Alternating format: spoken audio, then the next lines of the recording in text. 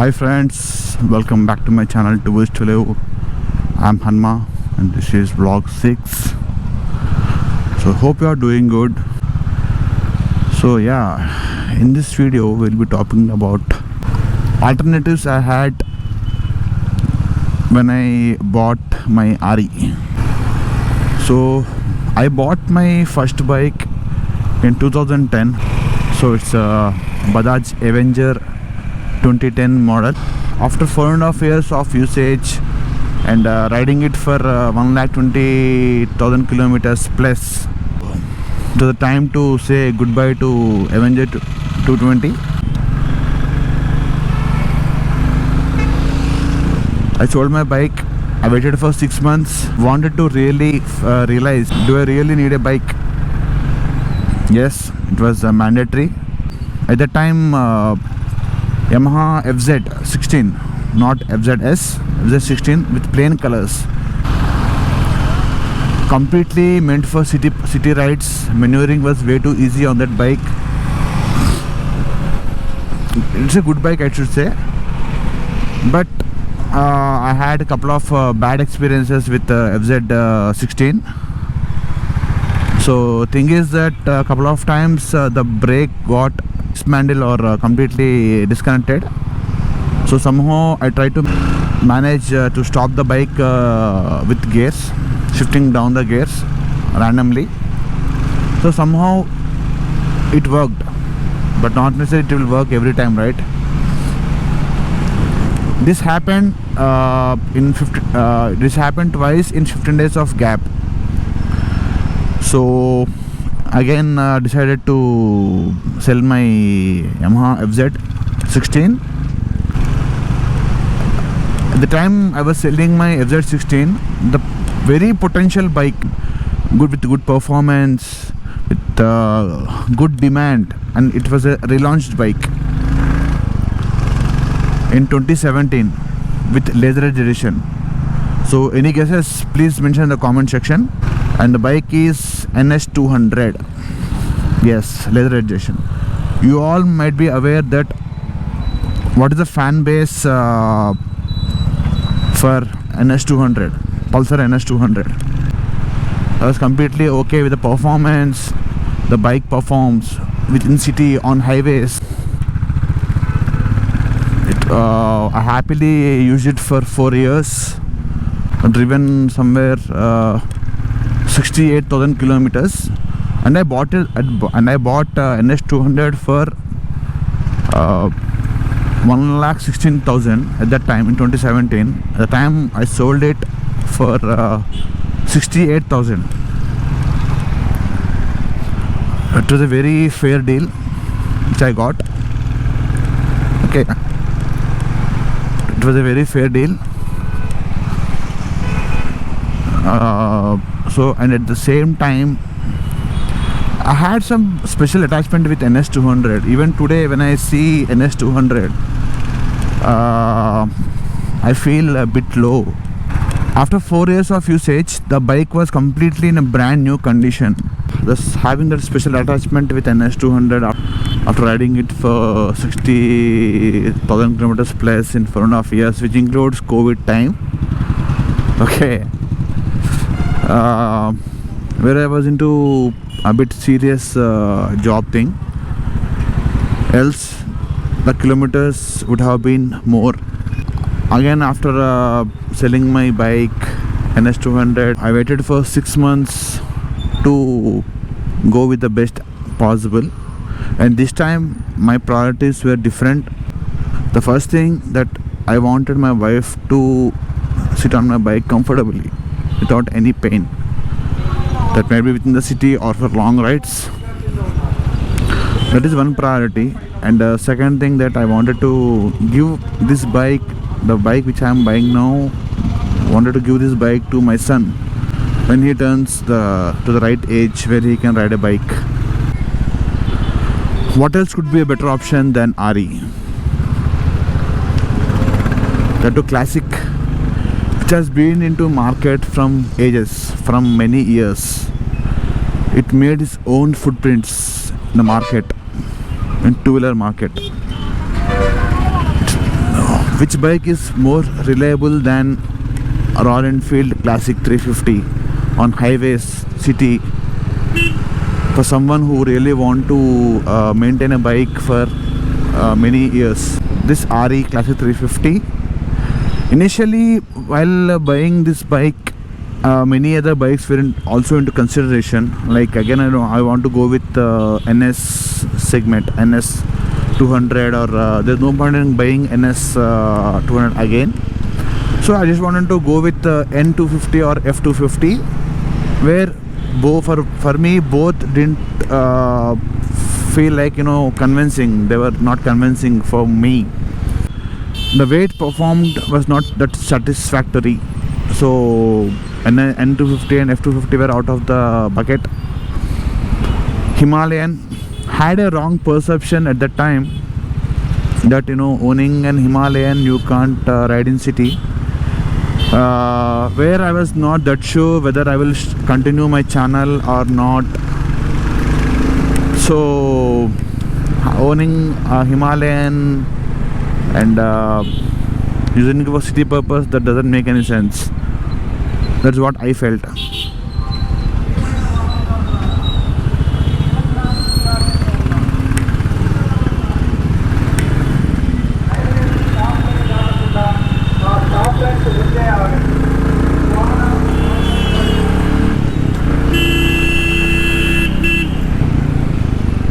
We will take a U-turn here and we are good to go.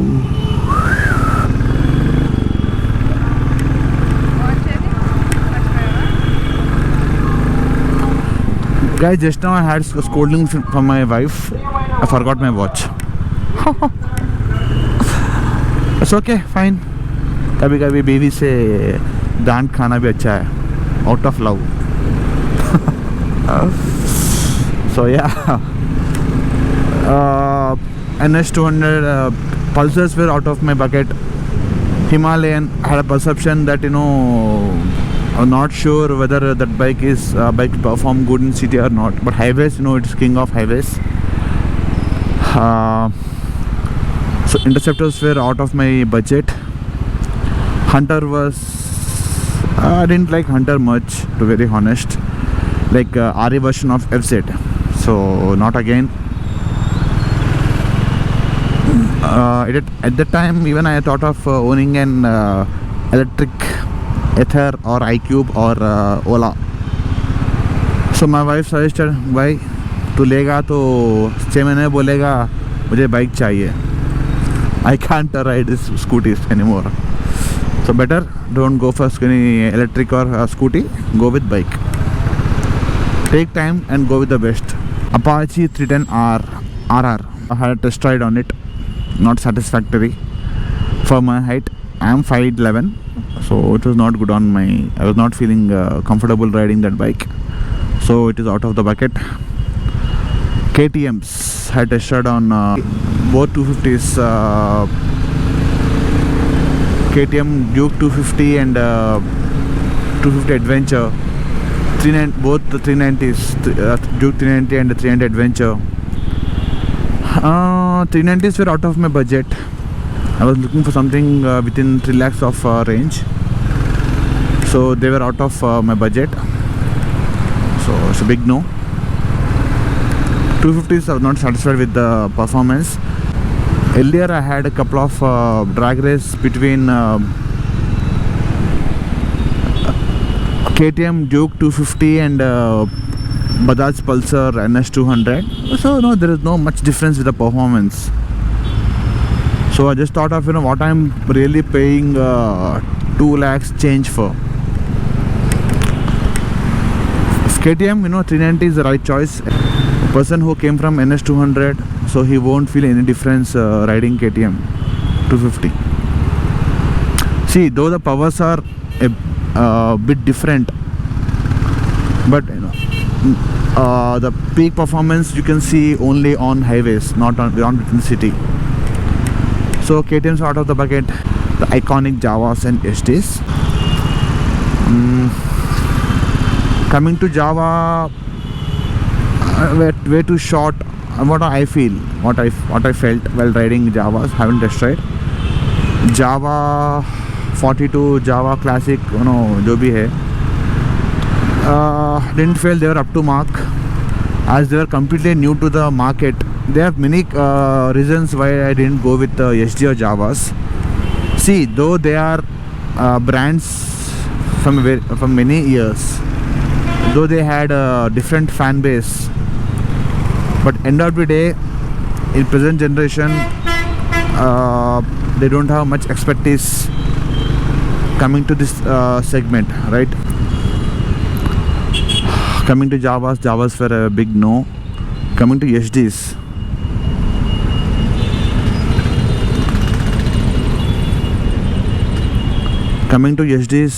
SD roadster, I didn't feel comfortable. Yeah, SD Adventure was one option I had, but it is exactly same as Royal Enfield Himalayan. Just very minimal cosmetic changes. Apart from that, everything is pretty much the same. But I realized, what if I had any issue with the bike? Where I have to go? Showroom? Only showroom? Do I have any other options available? No. Then for me, it didn't make any sense for me. For me, Java SD was a big wrong choice. Finally landed to Royal Enfield again. Had test rides, couple of test rides again. With Interceptor, Hunter, Himalayan, Bullet. I'm just a standard. The original. Had to go with keeping many things into consideration like budget, riding comfort within the city or highways. Taking all that into consideration,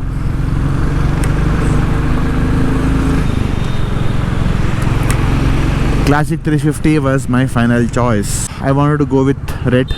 All my bikes were red in color. Not sentiment, but somehow I feel machines are good in red color. Like the previous video, CB300R, it's red color. It looks awesome. So for me, it's my choice. The choice vary from person to person.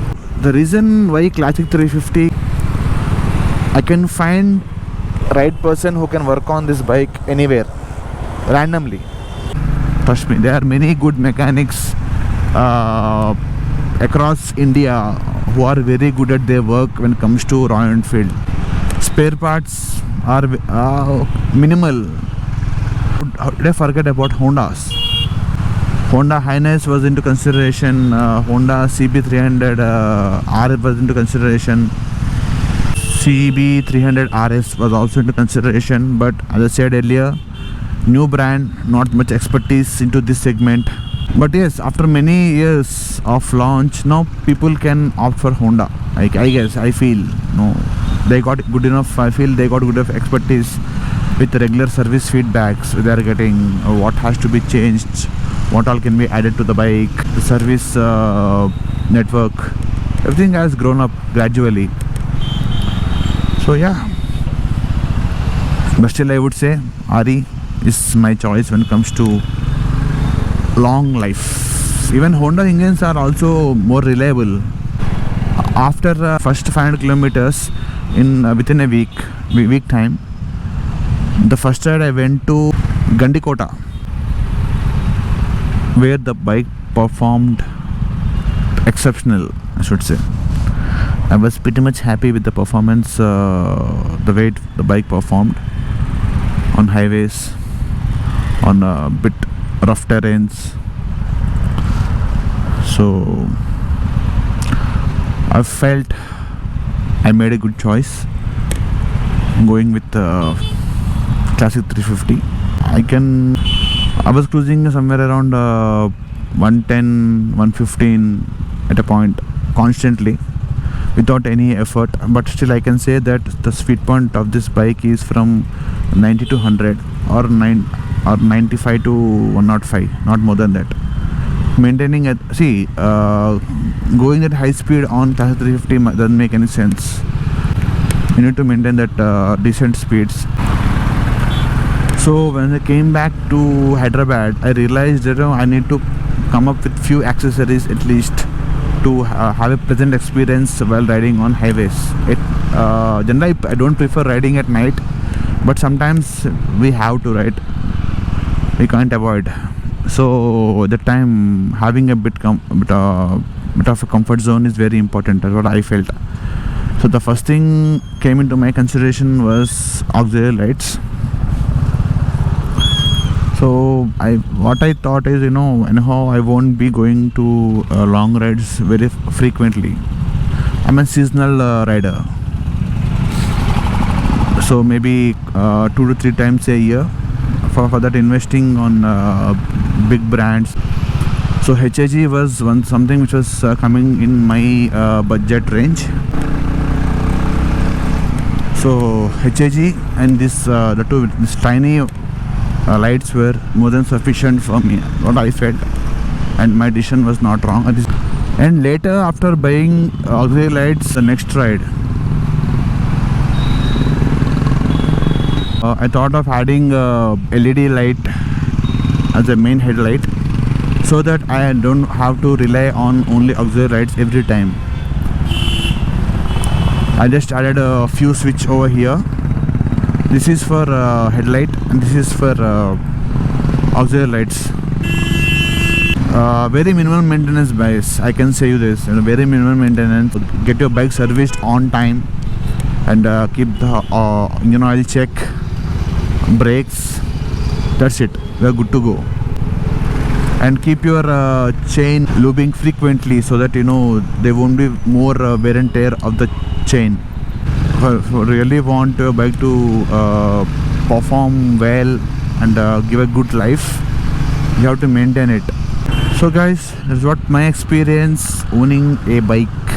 I explain you guys what all bikes I had in past, and what are the alternatives I had while buying Classic 350. Okay, just to give I just tried to give a brief explanation. How was my experience owning different bikes from last 13 years, from 2010 to 2023, 13 years of time of owning different bikes and having different experience on different bikes. Yet more to come. Is a bit lengthy, yes, but I try to share my complete experience into biking in this video.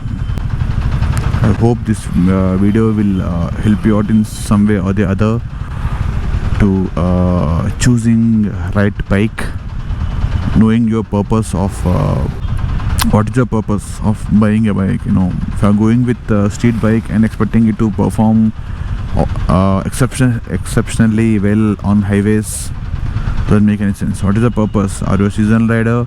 Going for coffee rides on a street bike is different scenario, and going for long rides on street bike is different scenario. So understand your need. What is your need? What is the purpose of buying a bike? Only for city commuting, we have a number of options available in the market, and owning a bike to travel, to make memories, to have experience. If you really like my videos, you can always support me by hitting a like button. You can share it with your friends and family, and subscribe to my channel, 2 Wheels to Live. Take care, stay safe, be happy, drive responsibly, guys.